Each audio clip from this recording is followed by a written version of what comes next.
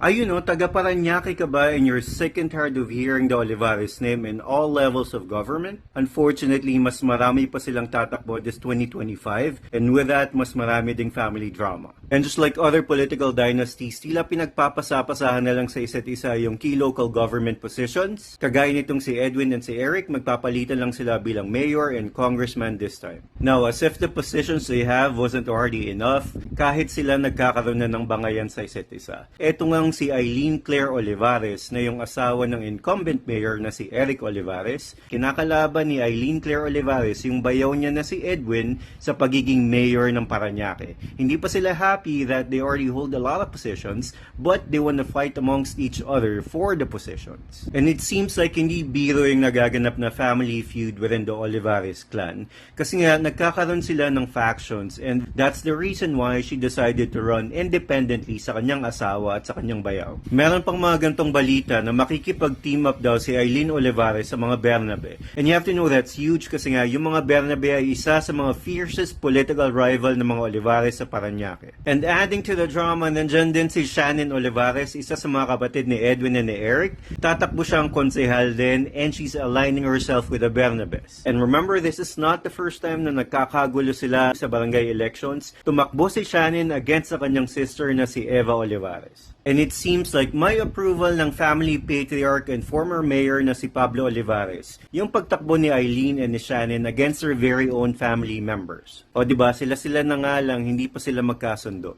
So if you want the same old Paranaque and okay ka lang na pinagpapasapasahan lang sa mga kamag-anak, sa mga asawa, at mga kaalyado nila, then go right ahead. If not, there are other candidates out there. I'm Eric Martinez and I'm running independently as a councilor for District 1 dito sa Paranaque. I'm running together with Drew Uy. Siya yung tumakbo last elections and only spent 2,000 pesos. Despite having no money, despite being laughed at, he still managed to get 27,000 votes because people were hungry for change. Go ahead and check our plans for Paranaque, see if they make sense, see if you like him. Salamat sa pakikinig.